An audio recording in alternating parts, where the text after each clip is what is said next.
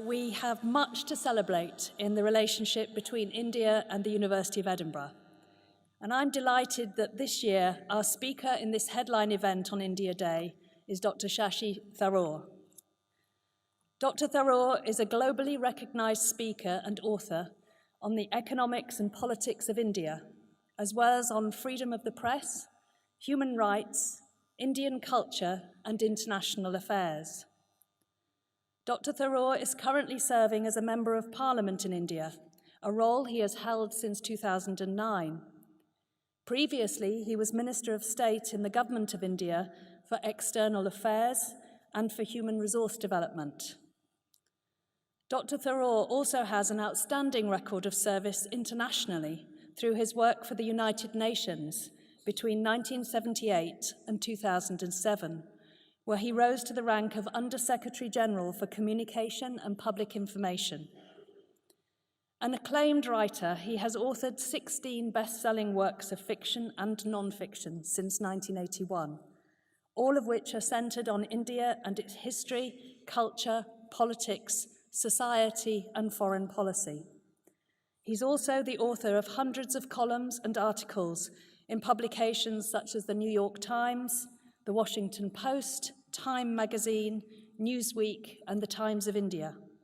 His is a strong, clear, and articulate voice, and his analysis and the debate more generally about a fraught period of history are at the heart of many of my colleagues' teaching programs in the social sciences here at Edinburgh. His talk today, Looking Back at the British Raj in India, will explore how the British Raj has shaped the narrative around India-UK relations. In his most recent monograph, Inglorious Empire, What the British Did to India, Dr. Tharoor provides a bold and incisive reassessment of colonialism. He stresses how important it is for us to reflect on history, and in his analysis, he draws out important lessons on how we might best move forward. Whether or not we agree with all of Dr. Tharoor's ideas, he's played an invaluable role in stimulating an important debate worldwide on post-colonial relations. Dr. Shashi Tharoor is one of those rare people who can be genuinely seen as a polymath. He has such outstanding credentials as a scholar, a politician, an international civil servant, a novelist, and so much more. It's a real honor and pleasure to welcome him to the lectern to deliver his talk today.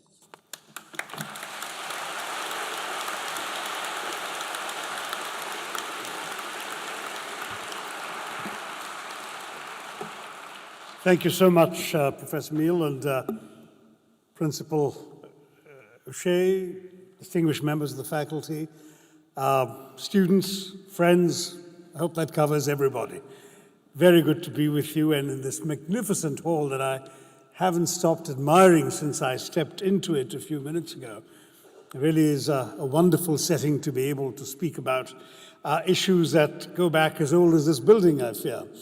But I do want to acknowledge, as Principal O'Shea has just mentioned, the extraordinary connection of this university to India, the work of one of your early principals, one of his distinguished predecessors, William Robertson, in the late 18th century in writing one of the very first books about Indian commerce. The fact that the oldest Indian Students' Association in the UK is yours, and that goes back 140 years.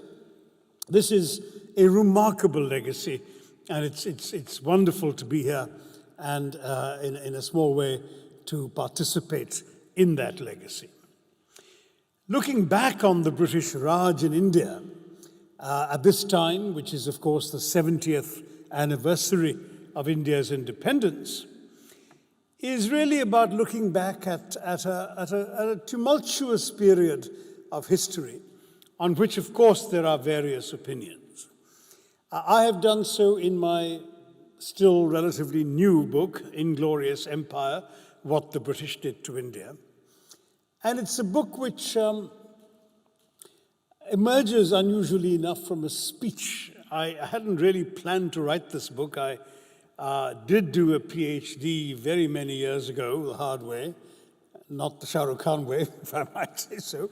But No, he's somebody I know and like a great deal, and don't get me wrong, I think it's a pleasure that he was here a couple of years before me. But just to say that I did the PhD the hard way, but then I went into the United Nations and have really not kept up with the academic rigor that would be required of somebody writing a work of serious history.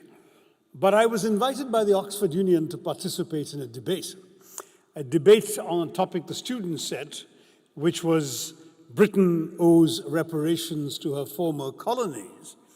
And though I was never particularly keen on the idea of reparations, for the simple reason that I think the damage done by colonialism was so immense that it is essentially unquantifiable. How do you put a value on the literally millions of lives lost, for example, just the 35 million Indians who died totally unnecessary deaths in British-created famines? And then you say, well, all right, so any sum of reparations that is payable would not be credible, and any sum that is credible would not be payable, so why bother with the reparations route at all? But I agreed to speak nonetheless because I felt it might be a good opportunity to lay out some of the basics about British colonialism in India that were in danger of being forgotten and eclipsed with a lot of the revisionist popular history that had reached the bestseller charts in the last decade and a half or so. So I spoke, and on the question of reparations, I said, well, look, since this is about reparations, a symbolic £1 a year for the next 200 years would do it, because what I'm really interested in is atonement, not money.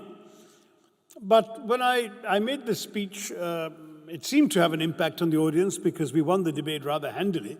So many members of the audience went into the yes lobby that the post-debate reception had to be delayed for half an hour while they were counting the results. It was very gratifying.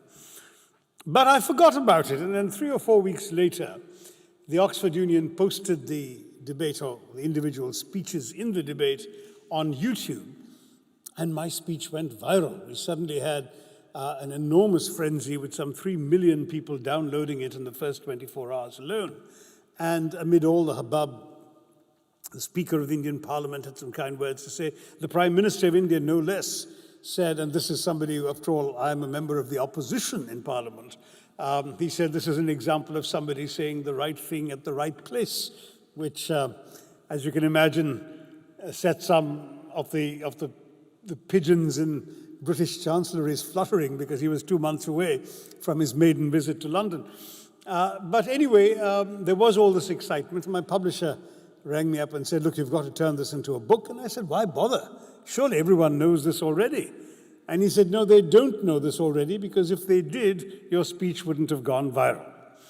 And that seemed to be irrefutable logic, and so I decided to write this book. And this book, therefore, emerged from that speech, but it's somewhat perhaps more thoughtfully considered, more structured, and certainly bears the imprint of considerably more research than a speech largely delivered off the cuff could have done.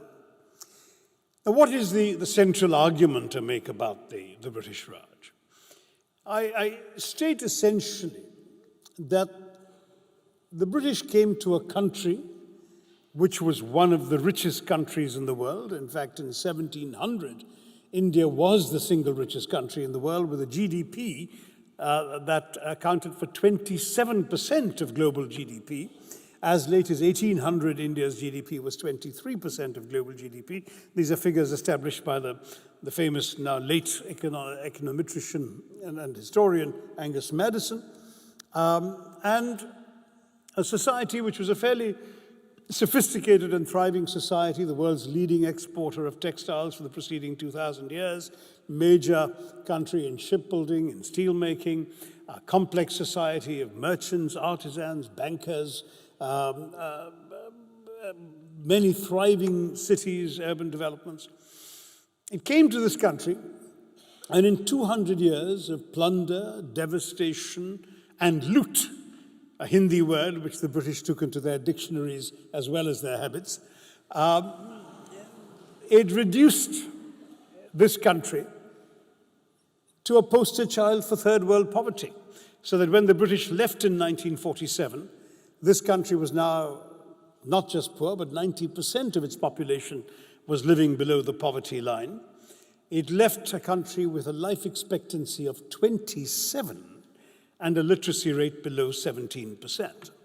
So the story of these 200 years of devastation needed to be told and told whole, and that's what I've tried to do.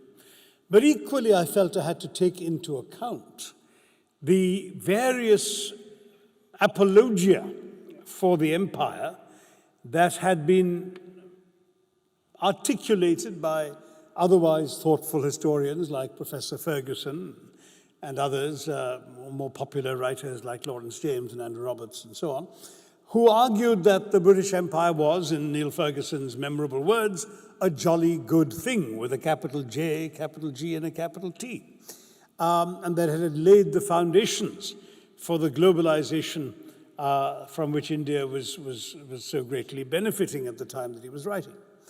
So I decided, therefore, to take up the specific claims made for the benefits of empire and to refute them one by one. I can't obviously give you all of that in the time available to us. I'll try and give you a reasonably quick summary of the main points so that we can have an exchange in the Q&A to follow. And then if your curiosity is still not satisfied, do pick up the book, which I'll be signing at the end of the talk, and which has something like 30 pages of endnotes that point you to my sources for further clarification. So broadly, what did the British do? They came to this country, and the East India Company, which in its charter, by the way, explicitly was given by the British Queen the right to use force in pursuit of its economic aims, came to India, and the British have always had a great gift of timing. The Mughal Empire at that point was at its peak. There was a great deal of wealth about. The Emperor Aurangzeb in 1700 had revenues that exceeded those of all the crowned heads of Europe put together. His revenues alone were 10 times greater than those of Louis XIV in Versailles. That's how wealthy and opulent he was. But in the early 18th century, after Aurangzeb, the empire began to disintegrate. It took a couple of body blows from a pair of invasions, most famously or notoriously that of the Persian king Nadir Shah in 1713, who so completely looted and devastated the Mughal capital, Delhi, that it said that nobody in Persia had to pay any taxes for the next 3 years. So much were the riches that they had taken out of India. And this weakened Mughal empire. The various governors of the provinces around the country had essentially then become, because of the central government's weakness, had become potentates, semi-independent rulers in their own right, which meant that the British, as they began to establish themselves by force of arms, never had to take on the entire might of India, but rather could sort of expand gradually by defeating one prince after another, one Nawab or Maharaja after another, and gradually spread the red stain of British rule across the subcontinent. This they did, and what they did essentially then was to proceed to deindustrialize this economy. I'll just give you a couple of examples. The textile industry was India's great triumph because going right back to the days of the Roman Empire, India was a world-renowned exporter of textiles, particularly fine cottons, muslins, gauzes, linens. And there are accounts by Pliny the Elder of debates in the Roman Senate in which senators decry that vast quantities of Roman gold were being sent off to India because of the taste of their womenfolk for these fine Indian cloths. Not only that in the Roman Empire, but I found accounts in British writings, English writings of the 17th and 18th centuries of English shopkeepers trying to pass off shoddily made European cloth as made in India, because made in India was what had the cachet of being highly desirable, high quality cloth, sought after by the aristocracy of Europe as well as, of course, of England. There were the Dhaka gauzes, for example, said to be as light as woven air, so fine that you could pull an entire sari through a ring. And these wonderful textiles essentially could not be competed against, so the British proceeded to destroy them, smash the looms, drive the weavers out of employment. In one notorious incident, I'm careful to say one, according to oral law, there were hundreds of such incidents, but they've not all been documented, as British historians like to point out. But there is one that was documented by a contemporary Dutch observer. In one notorious incident, the British chopped off the thumbs of the weavers, so that even if the looms were rebuilt, they couldn't weave again. And the textile industry was essentially destroyed. We had the first major urban centers in the world to reduce in population, Murshidabad and Dhaka. The statistics show how these places lost people as the textile industry collapsed and the weavers were driven out of these cities into a countryside that couldn't support them. And of course, the British then imposed punitive duties and tariffs on the remaining cloth that Indians were exporting, essentially destroying the export industry. There were various other restrictions, including on shipping and so on, and lifted duties and tariffs, or since they controlled the ports, didn't have any duties and tariffs on British cloth coming into India, thereby acquiring a vast captive market through force majeure. That was the textile story in short. Shipbuilding, similar story. India had two major shipbuilding industries on the East Coast and the West. Indian wood, teak and mahogany in particular, were highly sought after, lasted much longer. An average Indian ship lasted about 25 to 26 years of sailing on the high seas, whereas the average European ship made of fir or pine never lasted more than 6 or 7 years. And the craftsmanship, I've made sure to quote British sources about the high quality of Indian craftsmanship. So the British then initially, when they came, said, well, this is wonderful, why don't we make our own ships here? And they started making ships in India, but that suddenly meant large numbers of shipwrights and fitters and carpenters being thrown out of work in the London dockyards. So the British Parliament promptly passed an act that forbade ships made in India from plying the lucrative trade routes across to England and in international waters. That pretty much killed the Indian shipbuilding industry. I'm giving you short summaries. There are somewhat lengthier versions of all of this in the book. Or the steel industry. India had invented an extraordinary steel-making technology called ukku steel. The Europeans can pronounce that, so they called it Wootz steel, W-O-O-T-Z. You can look it up, but it wasn't an East European word as it sounds from the spelling. It was a mangling of an Indian name. The technology was so highly sought after, the Arabs came and learned it to make what was known as Damascus steel. And when the English soldiers first killed Indians in their early battles, they made sure to dismount and steal the Indian swords because the quality of the steel was so much superior to anything they could actually get in Europe. Well, that industry was destroyed again, and with various restrictions on what could be made. Indians were simply not allowed to make steel under either the old technology or the new techniques that came into being in the mid-19th century.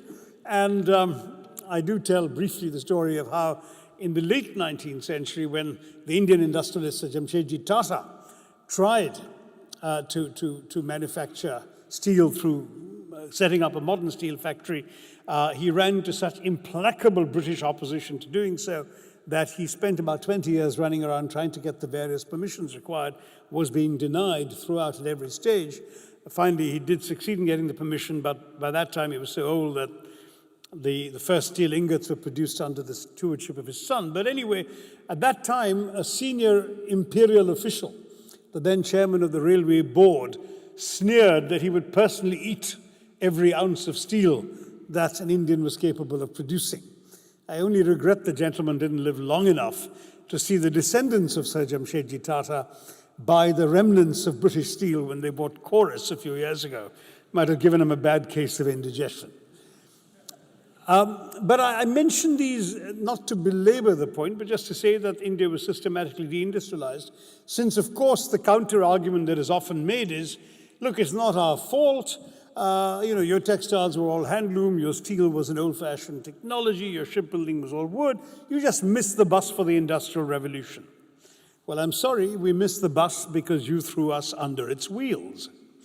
The fact is that when you are the world leaders in the prevailing technology of the time, you are able to do well enough to buy whatever new technology is invented thereafter.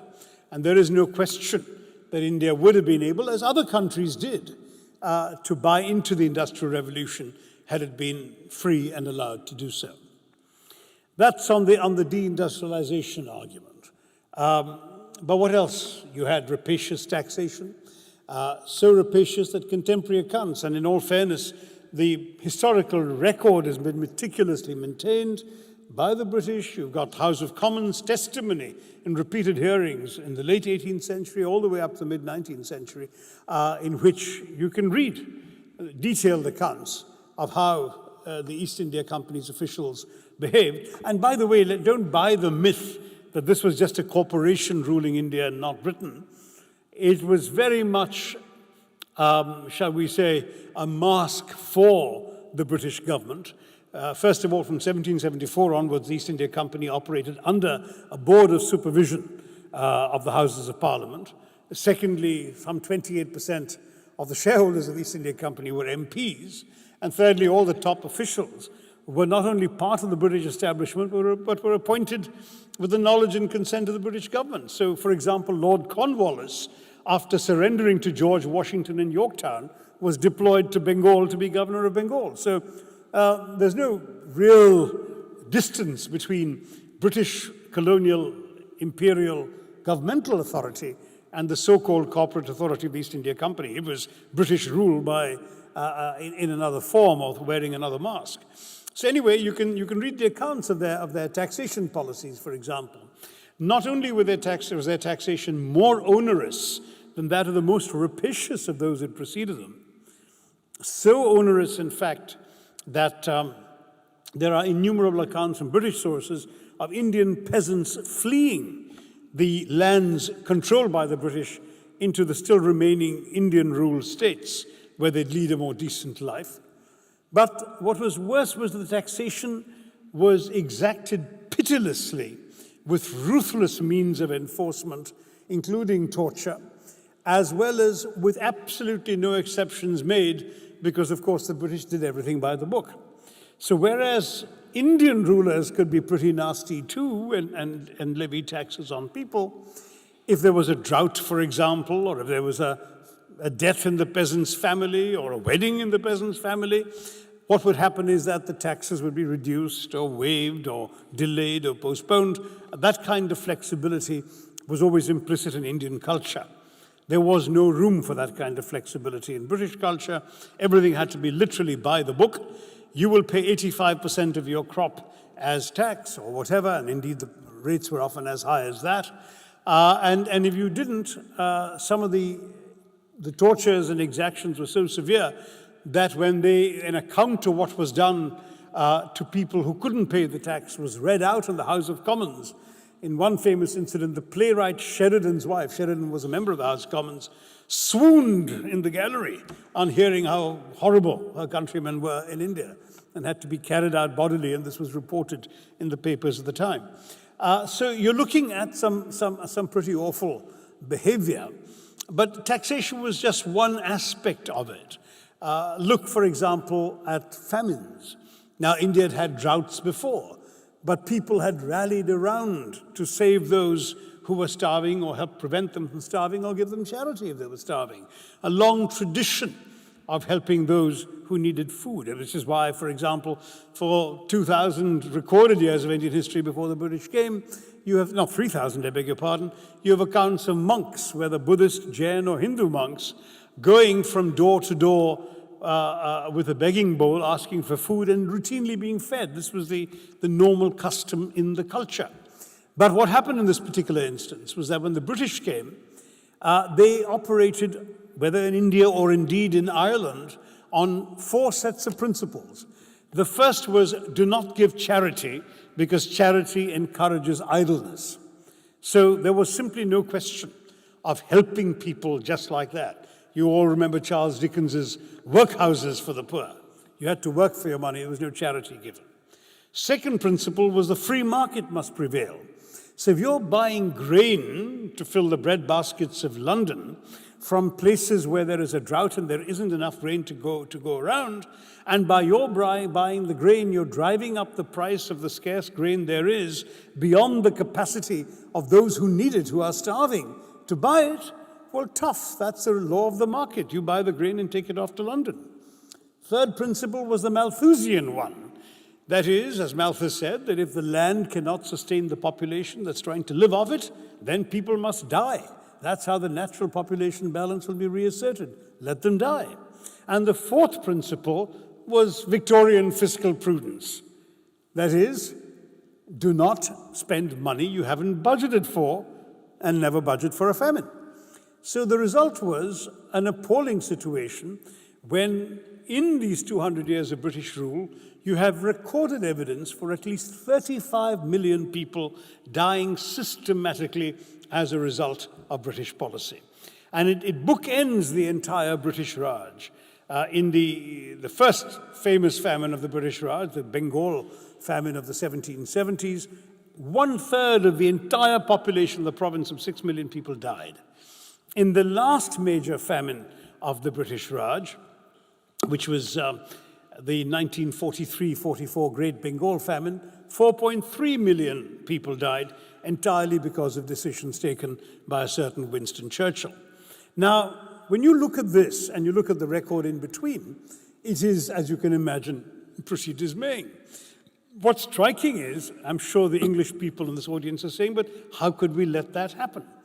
Well, initially, these principles applied. In fact, these principles applied, as I said, across the board. So in Ireland, during the potato blight of the 1840s, this is precisely what occurred. The Irish died because these same 4 principles were applied to them, except that many Irish were able to hop onto boats and sail off to New York, and Indians didn't have that option.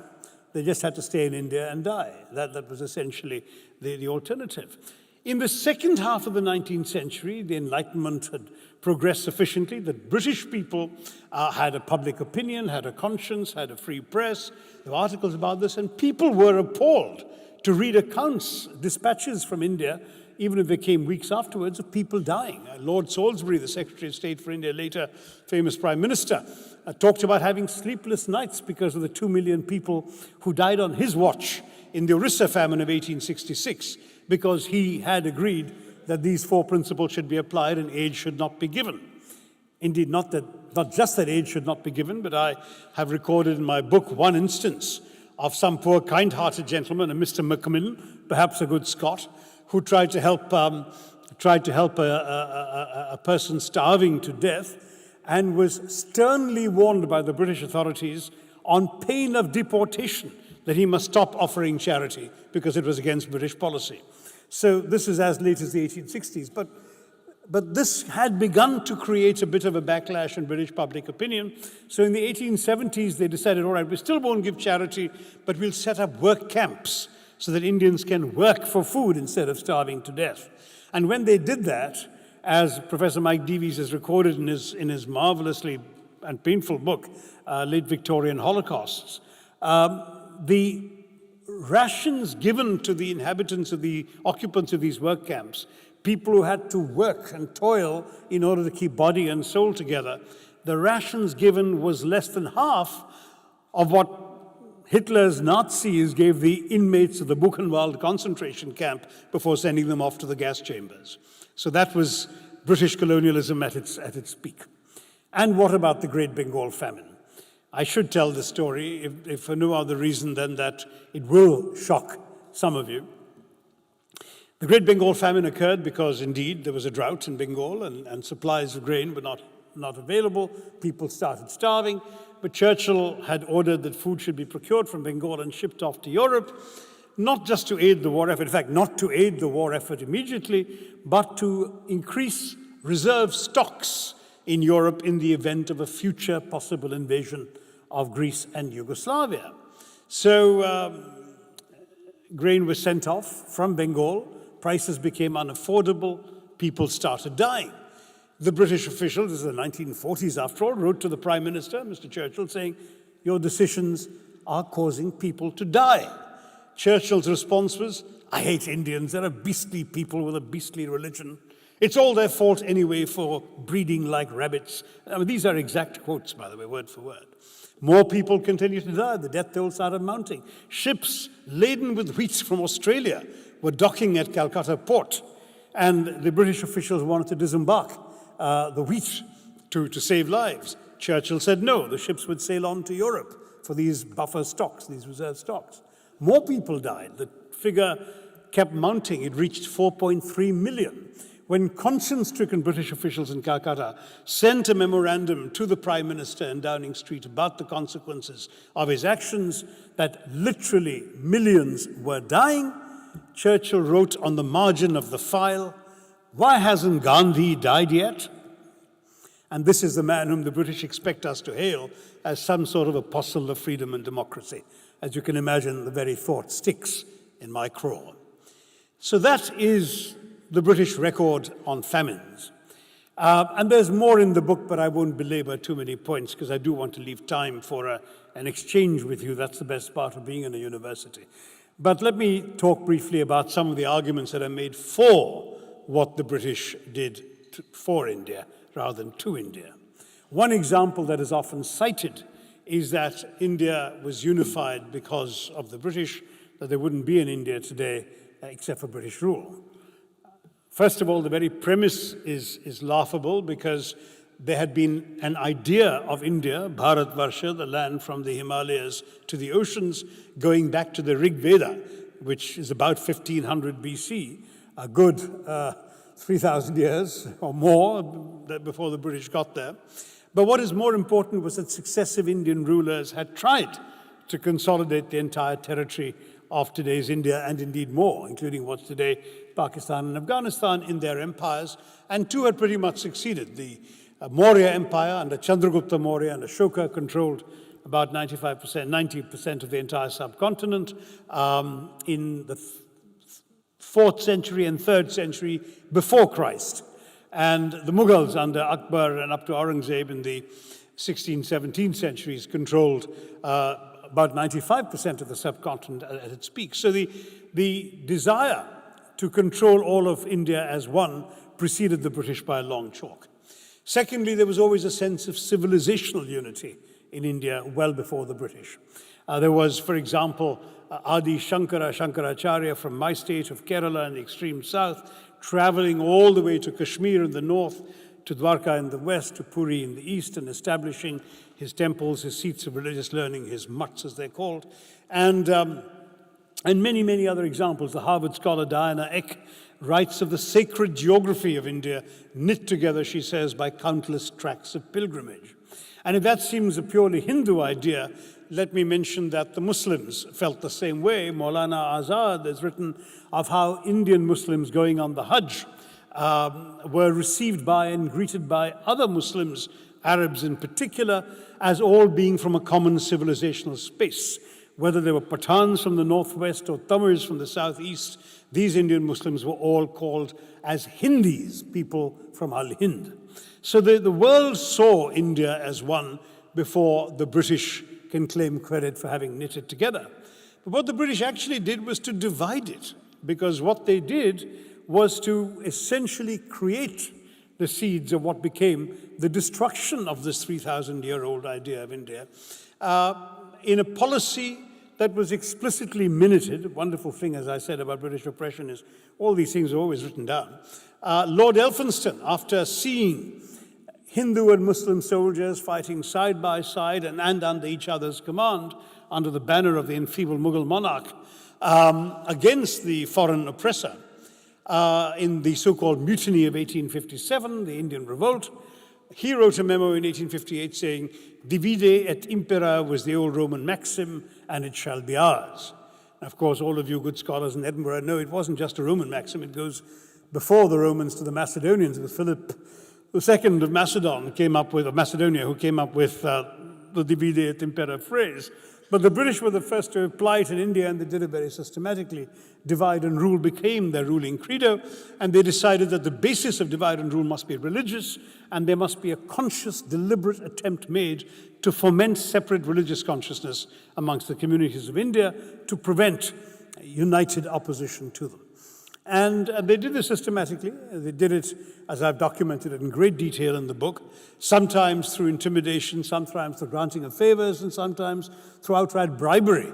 One of the more amusing episodes was how, when they partitioned Bengal in 1905 to create a Muslim-majority province in the eastern part of Bengal, the Muslim nobleman of Dhaka, Nawab of Dhaka, who was an Oxonian, absolutely refused and said, certainly not, this is a beastly idea, I shan't stand for it. So they slipped him £100,000 and he changed his tune. So that was the way in which these ideas were advanced. They went right through. When the British grudgingly granted very limited franchise in elections for a limited number of people to a limited number of seats in the Viceroy's Council and in provinces, so limited, in fact, that only 1 out of every 250 Indians had the vote.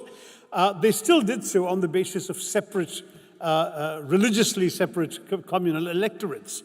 While England would never have thought of, say, giving the Jews of Golders Green their own electoral list, in India, Muslims could only vote for Muslim candidates for seats reserved for Muslims. So this was a way of ensuring that people thought of their interests in religious grounds and thought of their political identity in religious grounds. So when the Indian National Congress, established in 1885, tried to represent all Indians, in fact, if you look at a list of their first 20-odd presidents, first 20 years, you'll find Christians, Parsis, Muslims, and Hindus all presiding over the Indian National Congress. And these were largely genteel Anglophile lawyers who were writing decorous petitions seeking the rights of Englishmen for the Indians. Nonetheless, what the British did was to actually set up and encourage the setting up of a rival body, the Muslim League, organized on religious lines, rather than co-opting the one body there was if they were serious about any notions of responsible self-government.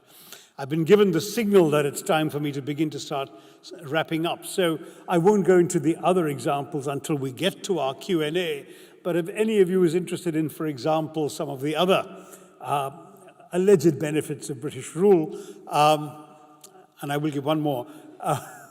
The fact is that in every single case, anything you can point to that India can claim as a benefit, it is without exception something brought into India in order to serve British interests, enhance British profits, or improve British control.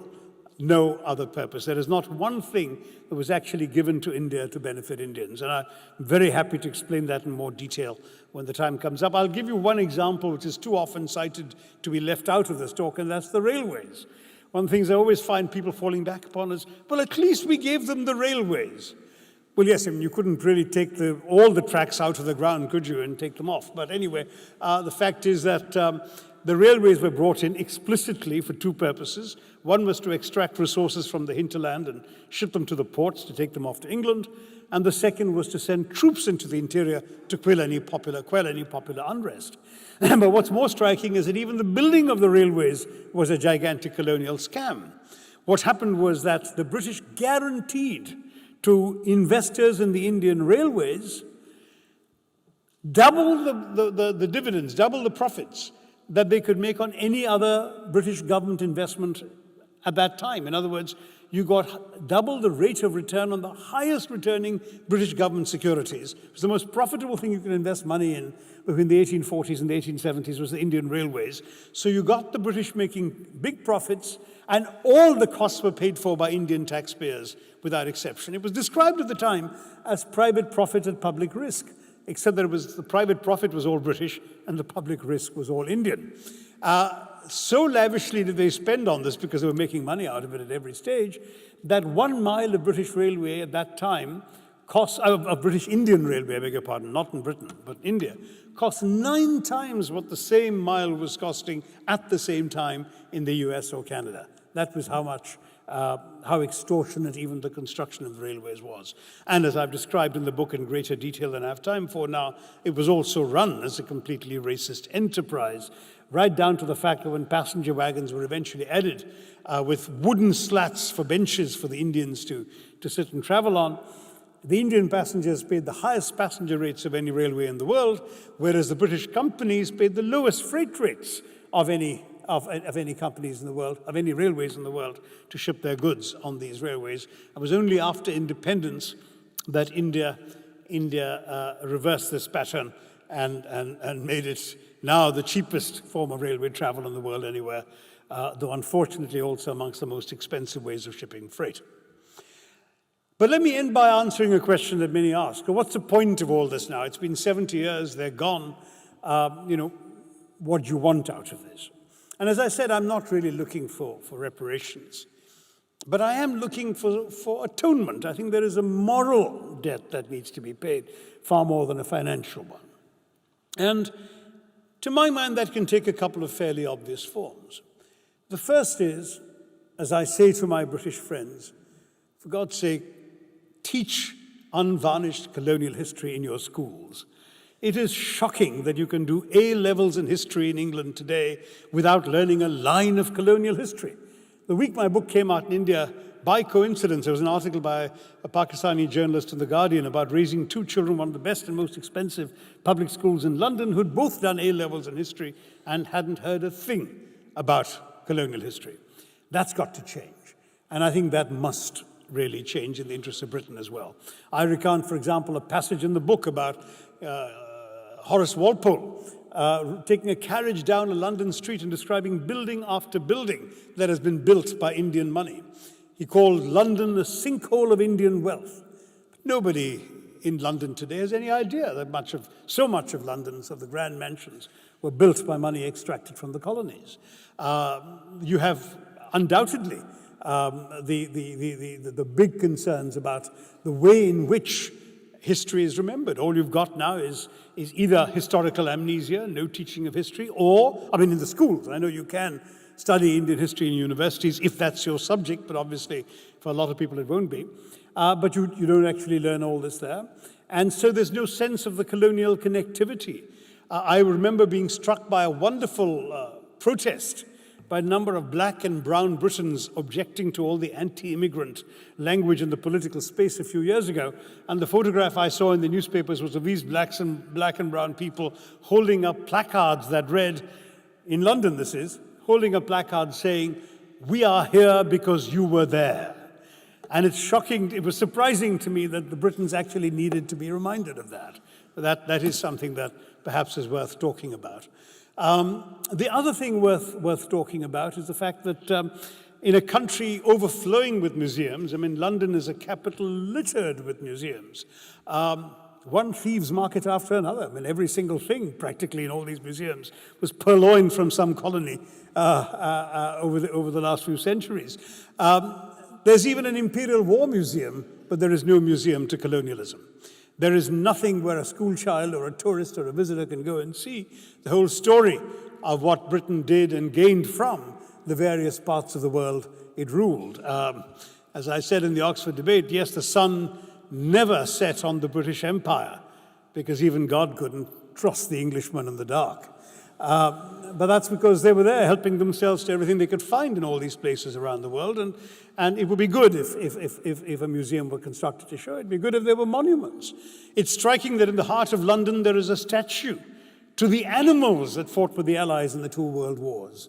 But there is no statue to the Indian soldiers who fought in the 2 world wars. 1.3 million Indians fought in the First World War, 1.7 million in the Second World War.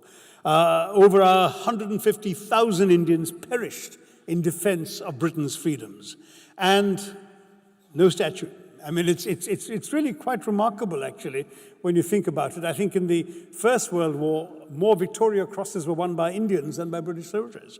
There were the famous Battle of Ypres, which stopped the German advance at the very beginning of the war when Britain was otherwise unprepared to resist the advance.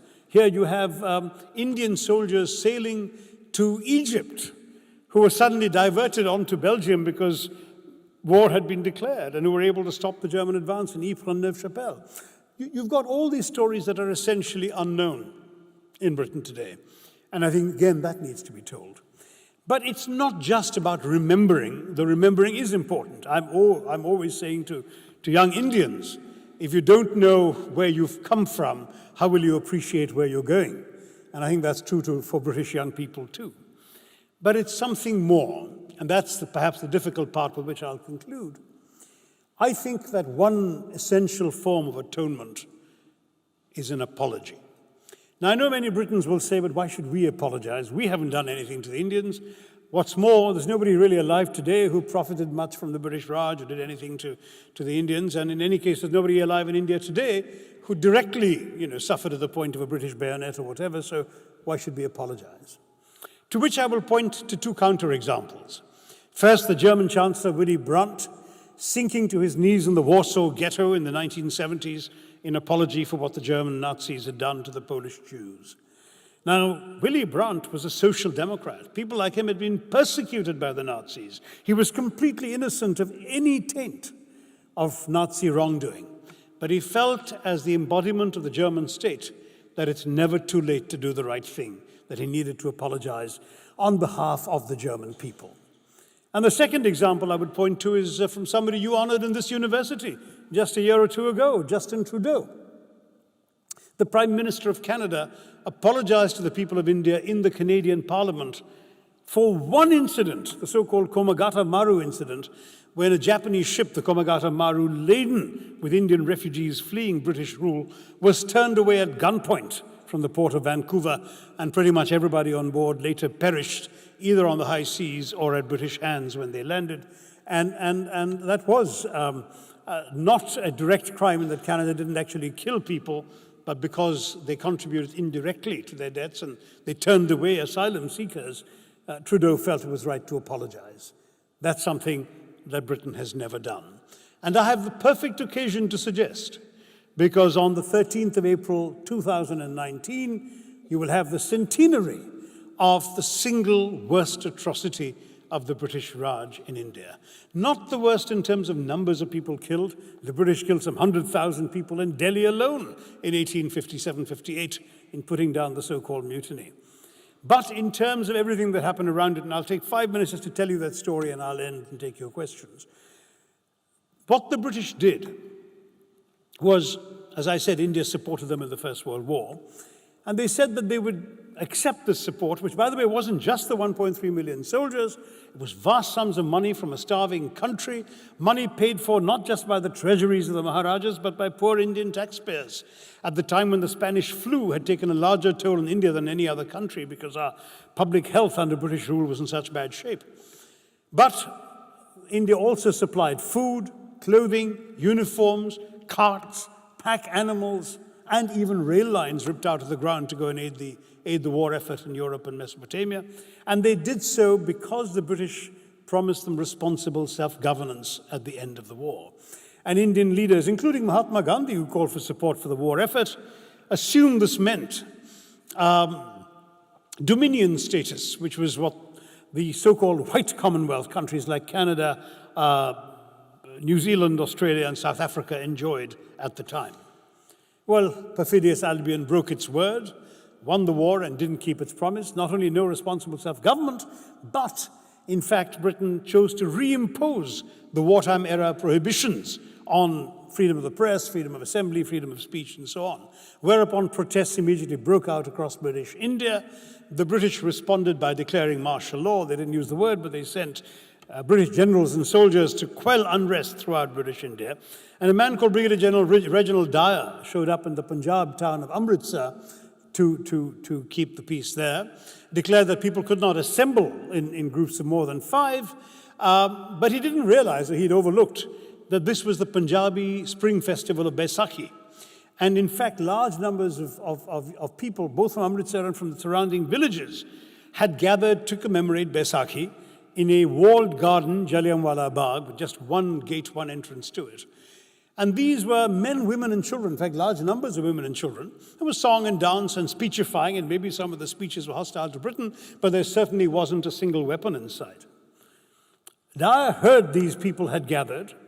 He marched there with his soldiers, didn't ask them why they were there, did not order them to disperse, did not even fire a warning shot. He just ordered his soldiers to assemble at the gate, the sole entrance and exit to the garden, and to open fire on these unarmed civilians. 1,650 bullets were fired, and Dyer proudly boasted not a single bullet was wasted. As the wailing, screaming crowd rushed to the exits, as Dyer proudly told a Inquiry Commission later, they made easier targets, that's why I put my soldiers at the gate. Every bullet struck somebody. The British acknowledged 379 dead. The Indians claim the figure was over 1,000, but certainly the bullet marks still stand. It was a horrendous massacre. But worse was to follow. Not only were these people killed and others deeply wounded and maimed, but Dyer barricaded the gates and left the dead, the dying, and the wounded to rot for 24 hours in the hot April sun. Those still alive were wailing piteously for water, and their families standing at the gate couldn't go in and help them. Dyer ordered Indians to crawl on their bellies on a side lane, and if they so much as lifted their heads were bashed in by British staves. After all this, as you can imagine, there was an uproar, there was a commission of inquiry, the House of Commons censured him. The House of Lords, however, not only exonerated him, but praised him. That flatulent voice of Victorian imperialism, Rudyard Kipling, called him the man who saved India. A collection was raised for him amongst the British in India and in London, and the princely sum in today's money of £250,000 was given to him together with a bejeweled sword. This entire package of events, the ingratitude for the support in the war, the betrayal of promises, the cruelty of the massacre, the indifference to Indian suffering afterwards, the racism that accompanied it, and then the self-justification and exoneration of the man, all of this put together makes Jallianwala Bagh the single worst atrocity of the British Raj in India. Now, can you imagine if on the centenary of that event, a member of the British royal family, because everything, after all, was done in the name of the Crown, and no politician from Britain is likely to do this, but if a member of the British royal family were to come to Amritsar, and ideally, like Willy Brandt, sink to their knees and beg forgiveness or express remorse and seek or even apologize for the horrendous wrong that was done in that incident 100 years earlier on that spot, and by extension for all the wrongs of 200 years of British rule,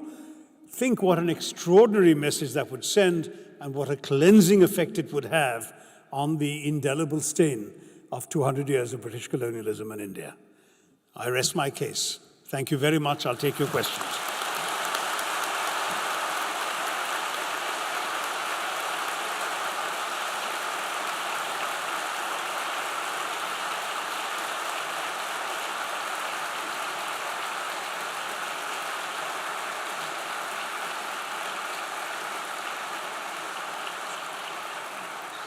And what we'd like to do is take your questions one by one, and as you ask your questions, please keep your questions as questions, identify yourself and your affiliation. Thank you very much. How about this person? There's a mic coming to you. Good afternoon, Mr. Tharoor. My name is Osama Qamar, and I'm from Pakistan. You've argued time and again that Britain has a moral debt to pay reparations to India. But year 1948, RBI owed 75 crore rupees to Pakistan, which Gandhi, whose birthday is today, went on a hunger strike for, and only the first installment of that has been paid by India till date. Don't you think that India is actually following the footsteps of its colonizers right now? Well, in fact, as you know, Gandhiji thought that the entire amount ought to be paid, and that was the theme of his last hunger strike. But as you probably also know, Nehru and Patel did agree and did pay the amount. So I'm a little curious as to where you get the impression that the full amount is not paid, but no doubt we'll both have to check our sources. To the best of my knowledge, it was all paid in 1948. Yeah. 55 crores was the exact amount. Yeah. Hello, my name is Sonali Misra. I'm from Delhi, India. And I have this question. What is your view regarding the post-colonial mindset with regards to the English language? To give a bit of context, I studied English literature at the top arts college of India, Lady Shri Ram.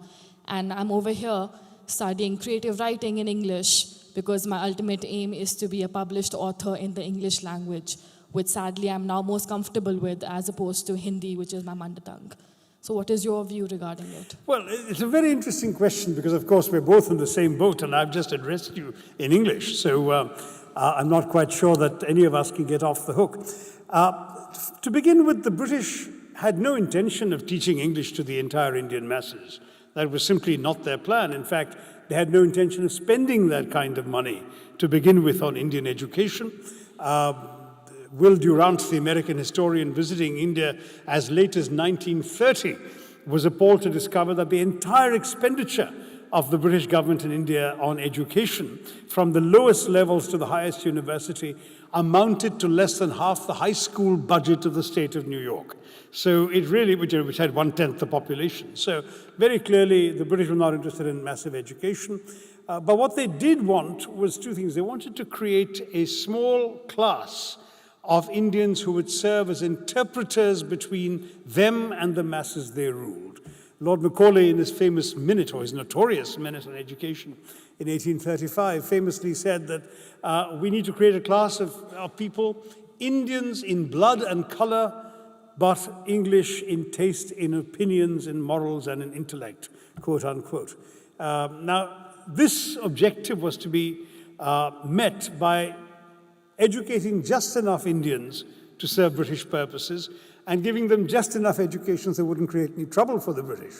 Now, the fact is that, as it turns out, the Indians decided to take this language that the English had brought and to use it for subversive purposes. They learned English to explore new ideas, ideas that went perhaps beyond the ones the British would have intended them to acquire, and to use them for purposes beyond that of facilitating British rule in India, but rather to actually explore ideas of their own freedom and autonomy that led eventually to calls for home rule and then for independence. It's striking, for example, that English became the principal language of Indian nationalism. Nehru wrote The Discovery of India in English. Jinnah made all his speeches in English. He's the language in which he was most comfortable. So it is a paradox that this happened. But the second thing the British tried to achieve with the introduction of English was what one might call the colonization of the mind. And that is, for example, the subject that you seem to have studied, English literature, was not taught anywhere in the world. It was invented to be taught to Indians. Professor Gauri Vishwanathan at Columbia University has an entire thesis about how the study of English literature as an academic discipline was created as an instrument of colonial subjugation.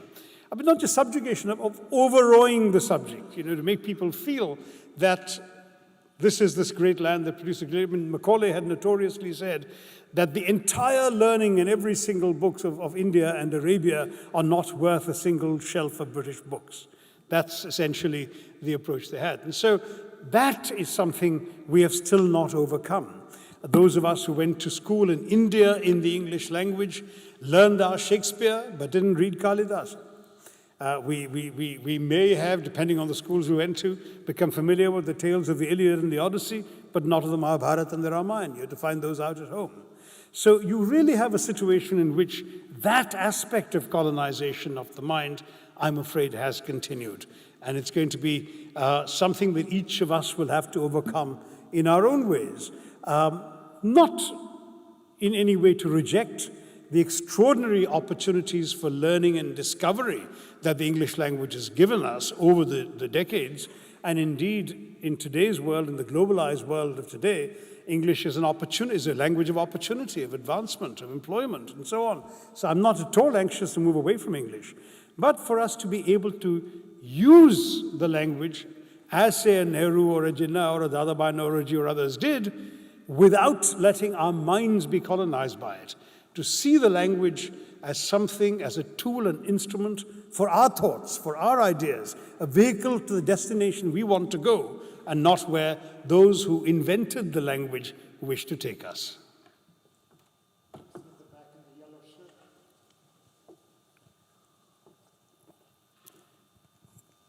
Good afternoon, Dr. Tharoor. My name's Abhishek Rakheja, and I'm from Bhopal in India, and I'm finally a politics student. I just wanted to take your views on some of the social depredations that the British subjected to us, especially the fact that, there was a very great limitation on free press and, ironically, on democracy, which the Allies were fighting in both the world wars. But what I particularly want to get your views on is the fact that similar depredations, especially socially, occur in India right now. I write editorials for this newspaper, and I've received several death threats over things that I've written, and we obviously saw the cold-blooded murder, if I put it like this, of Gauri Lankesh not too long ago. So aren't there shades of this, of what the British did, in the tyranny of the government of India at the moment and the way that they've handled this entire situation? I'm not sure I caught every word. The acoustics aren't terribly brilliant. You wanted me to speak about particularly freedom of the press? Is that the point? Have I missed the example? Yes, so the freedom of the press and the sort of social depredations that the Did you say government... social applications? The social deprivation of Indians that the government of India has been subjecting, especially if I was taking examples, the lynching of Indians. You're referring to today's India and the events that are going on. Yes. Absolutely, yeah. Well, as you know, I'm a member of the opposition, and I've spoken out very loudly and very vociferously against much of this. There's no question in my mind that they just turned up the volume on your mic as well. Thank you, whoever did that. Sound booth. No, the fact is that we are witnessing some very dangerous tendencies in India. None of which can be directly attributed to the government, other than the fact that the government has created the opportunity for unleashing a number of very, very unhealthy forces in our society, which it either appears to condone or not sufficiently to curb. So obviously the government claims that it's, not behind the so-called cow vigilantism that we have seen in the last couple of years, and they claim that anybody who conducts a mob lynching will be subject to the rule of law, but in practice, practically no one has been convicted for any of these heinous crimes and murders. And to my mind, the frustration we have today is the change in attitude as to what, I'll give you two examples. There's a horrendous story of Muhammad Akhlaq, father of a serving Indian Air Force soldier, who is attacked by a mob outside his house on the grounds that the bag of meat he's carrying is actually beef. The man is beaten to death. The mob bursts into his house, breaks open his door, destroys the door of his fridge and takes out the meat in it and rushes to the police station with it. And instead of being arrested for murder, they're let go while the police send the meat off to the lab to see if it was beef. I mean, is this the country that India is supposed to be about? As it turned out, it wasn't beef, but even if it was, is that grounds to allow a mob to murder an innocent human being? I mean, this is the sort of thing that the atmosphere that has been, that in so many ways has been allowed to prevail in parts of the country under the rule of our present government is something that is completely, I'll use the word foreign to the essence of India. This is not the way we've lived for millennia. I mean, and the last thing I want to see happening to my country is for it to turn into a Hindu Pakistan, with all reference to the Pakistanis here, who have their own battles to fight at home. So the short answer is, if that was your question, then of course I sympathize with you. Gauri Lankesh, one of the last things she did before she was shot was to retweet a tweet of mine in which I had shown a group of Kerala nuns performing an Onam Tiruvonam dance and talked about this is what Kerala's pluralism and secularism is all about. And she had talked about that in her Facebook post, and a couple of hours later she was shot. I mean, I feel her loss very keenly despite never having known her as a person. This is, to my mind, a very, very, very dangerous indication of the kinds of forces that have been unleashed by our government's refusal to take stern action against them.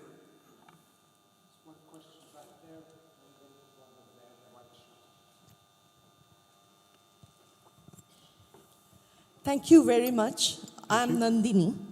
I'm from Calcutta, but I have adopted Edinburgh as my second city. If you can... Go on, sorry.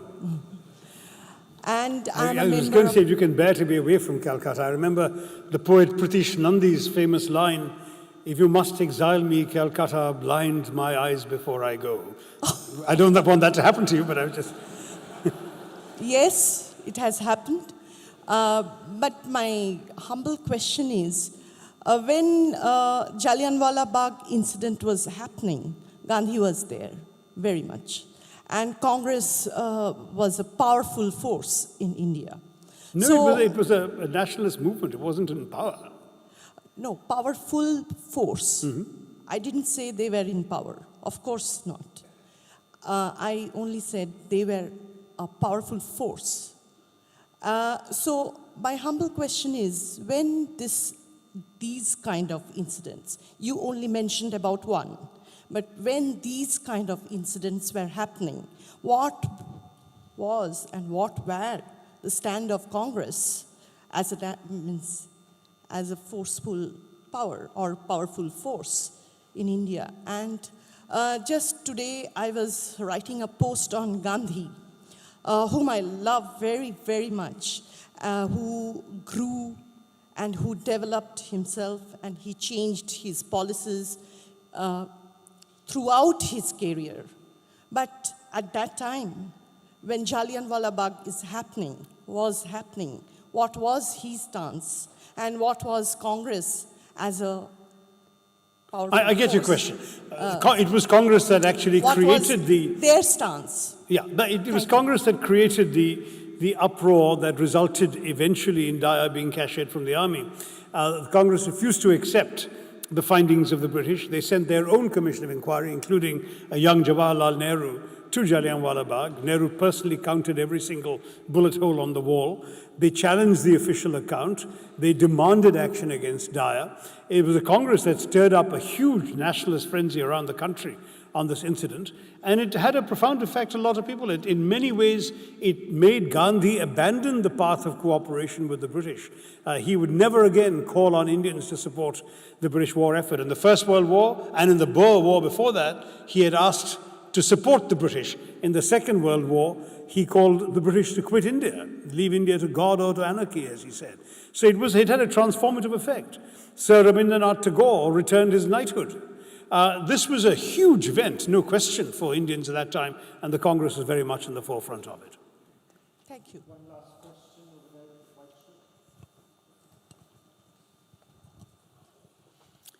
there. JP, I think you've been biased against that side of the room. Give something. There are lots of hands on that side. The back of the... Go ahead. Thank you for the speech. My name is Manish. I used to study economics at the university. I graduated last year. So my question is, and I'll quote one of your writings from the great Indian novel, India is a highly developed civilization which is in an advanced state of decay. Might have missed a few words there, but do you think, and I get where this, or at least part of the decay comes from after your speech today. I think it shed some light on that decay. Do you think we're doing enough today to undo the decay? Well, firstly, that line is the privilege of the satirist. It's from the opening paragraph of a satirical novel, so you do realize that one is allowed to poke fun in that process. I mean, one could argue that we already are doing a great deal. The book was published in 1989.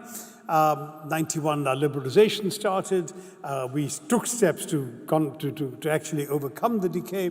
And I think, literally in everything from the gleaming new airports to some of the gleaming new policies, that have been instituted in the last 25 years or so, arguably that sentence could not be written with the same sort of impact today as it would have had at that time when it was manifestly, visibly true everywhere around. But for you to say, I get where this is coming from, my speech was not so much about that. My speech was essentially, we are very much a forgive and forget culture, aren't we? And I'm saying to the Indians, forgive. By all means, forgive. You must forgive, because not forgiving is bad for you. Nurturing hatred and bitterness actually hurts the hater far more than the hated. But I'm saying forgive, but don't forget. I just want people to remember. You can remember the past, embrace the past, but leave it in the past. I am not asking for this to come in, for example, and affect our relationship with Britain today. I think that today's Britain and India are two sovereign equal nations. We don't need to have a chip on the shoulder about each other. We have a mutual language we can talk to, and on top of that, talk to each other in. Our economies are roughly the same size. So this is not about today's India-British relations. I think we can leave that behind where it was, but we need to know. Just as every individual would like to know a little bit about their parents and where they came from, maybe their grandparents, a society should know about its past. It's part of who we are today, what we were before. And that's the reason. So it's, the satire apart, this speech and this book is not about that idea. It's merely about let's forgive, but let's not forget.